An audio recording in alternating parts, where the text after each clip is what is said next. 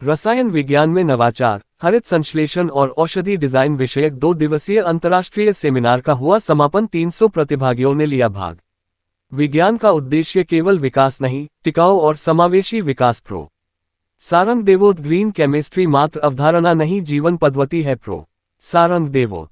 उदयपुर 24 जून 2025। झीलों की नगरी उदयपुर में राजस्थान विद्यापीठ विश्वविद्यालय एवं भोपाल नोबल्स विश्वविद्यालय के संघटक विज्ञान संकाय के संयुक्त तत्वावधान में रसायन विभाग की ओर से प्रतापनगर स्थित आईटी सभागार में रसायन विज्ञान में नवाचार, हरित संश्लेषण और औषधि डिजाइन विषय पर आयोजित 2 दिवसीय अंतर्राष्ट्रीय सेमिनार का समापन मंगलवार को हुआ।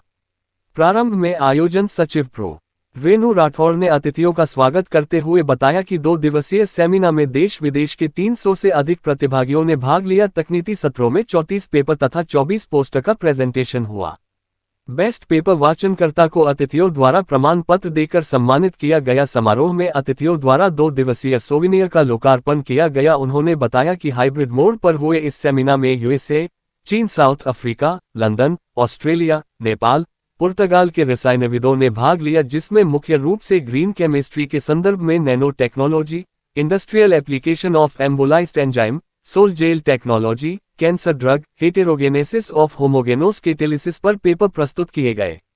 मुख्य अतिथि कुलपति प्रो शिवसिंह सारंग देवोत ने बताया कि ग्रीन केमिस्ट्री जीवन जीने की एक शैली है जो हम सभी को प्रकृति के साथ समरसता और समायोजन सिखाती है, जो नवाचारों के साथ पर्यावरण के संतुलन को महत्व देकर मानव प्रकृति के संबंधों को समायोजन बनाती है।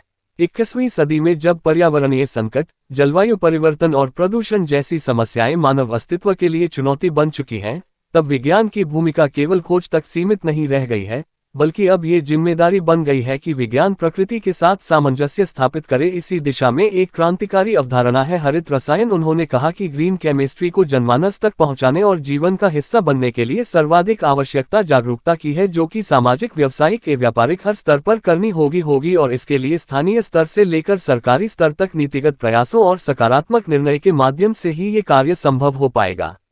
यदि हम आज हरित रसायन को अपनाते हैं तो हम न केवल पर्यावरण की रक्षा करेंगे, बल्कि भावी पीढ़ियों को एक सुरक्षित और स्वस्थ भविष्य भी प्रदान करेंगे। अध्यक्षता करते हुए कुलाधिपति भंवर लाल गुर्जर ने कहा कि शोध कार्य और सशक्त बनाने की जरूरत है। हमारा विकास शोध पर टिका हुआ है, जिसमें जनमानस को जोड़ने और दैनिक जीवन में उसके उपयोग को सिखाने की आवश्यकता है।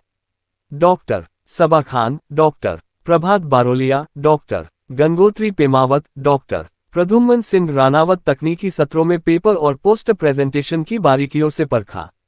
श्रेष्ठ प्रस्तुतियों को पुरस्कृत किया गया। परिणाम इस प्रकार रहे। पेपर प्रस्तुति में अनिल गहलोत, कमलजीत यादव, पोस्टर प्रस्तुति प्रजापति प्रवीण, दिनेश बावश्री, रागिनी गंधर्व, चेतन सिंह सोलंकी, कृष्णपाल सिंह राठौर, श्रेष्ठ जैन, मोहम्मद नदीम को पुरस्कार प्रदान किया गया।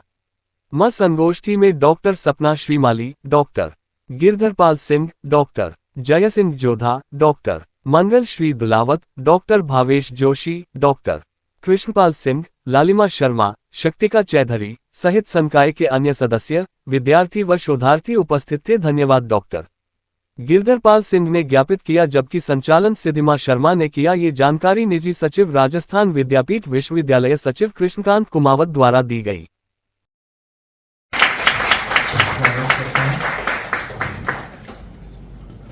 देखिए, आप थोड़ा माफ करना, लेकिन मैं आजकल क्या मुझे सब चीजें कहते तो मैं भी आपके साथ सीख गया हूँ। तो देखिए, क्लोजिंग में एक होता है कि आप किसने क्या कहा नहीं कहा। अब हम कंप्यूटर साइंस के रह गया हूँ मैं, तो मुझे अगर आप थोड़ा सा बोलते तो उसमें से कॉपी पेस्ट करके हम बताने में थोड़ा सुविधा रहती कि भाई एक्चुअली आपकी जो कॉन्फ्रेंस में डिबेट किस पे हुई, किन के विषय में किसने क्या बोला है, तो वो आपका ये एक बहुत ही बड़ा लेकुना है। तो इसको आप थोड़ा सुधारें और एक रिपोर्ट बना के दें आपकी, आपके 2 दिन के इसमें कौन क्या बोला, बहुत जरूरी है। जैसा कि विषय बहुत ही अच्छा है, लेकिन जो हरित रसायन की बात करते हैं तो इसका कोई वैकल्पिक विकल्प नहीं हो सकता है। ये हमारी कहते हैं आवश्यकता आविष्कार की जननी है, तो ये हमें करना ही होगा।